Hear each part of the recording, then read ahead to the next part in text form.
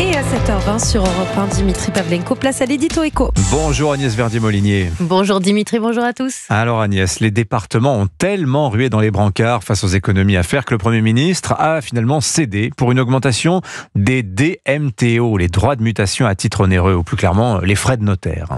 Et oui Dimitri, on ne pouvait pas imaginer pire moment pour décider de cette augmentation des DMTO, les fameux frais de notaire validés aux assises des départements par le Premier ministre Michel Barnier.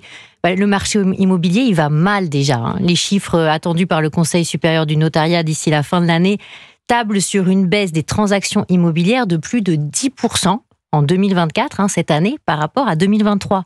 De l'ordre de moins de 750 000 transactions, alors qu'il y en a eu plus de 860 000 en 2023 et plus d'1 million en 2022. Donc on voit que ça chute énormément. D'ailleurs, c'est sûr, les droits de mutation ne sont pas rentrés à plein régime dans les caisses de l'État et des départements depuis 2 ans. Et on comprend le mécanisme, quand il y a moins de transactions immobilières, forcément les recettes fiscales baissent également. Bah oui, forcément, les recettes de DMTO étaient montées à plus de 21 milliards d'euros en 2022. Elles sont attendues à seulement 15 milliards d'euros en 2024. Donc, ça fait quoi ? Ça fait une baisse de 30%.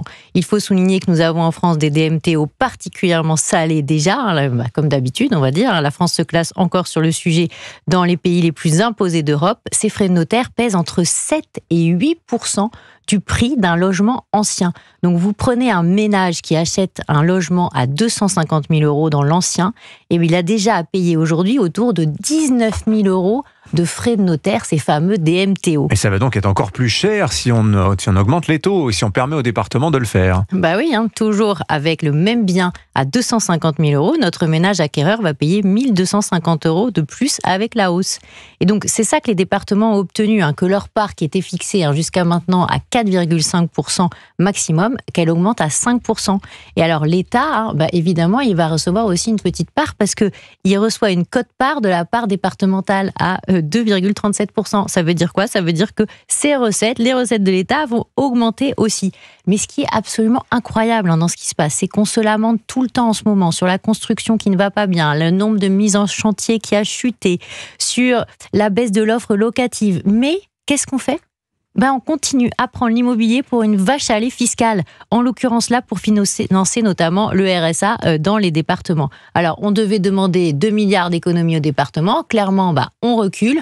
On va augmenter de 1 milliard la pression fiscale sur les transactions immobilières avec ces fameux DMTO. Et alors qu'on voyait un peu le bout du tunnel avec un peu la baisse des taux, oui. C'est le pire moment pour l'immobilier. C'est un peu, là, on replonge la tête sous l'eau. Oui, les experts de Real Estate estiment que 0,5 points de plus sur les droits de mutation, c'est comme si on perdait un tiers de l'effet de la baisse des taux bancaires observés depuis le mois de septembre. Bien sûr, c'est le pire moment. Pourquoi faire ça ? Merci beaucoup Agnès Verdier-Molinier. Signature Europe 1.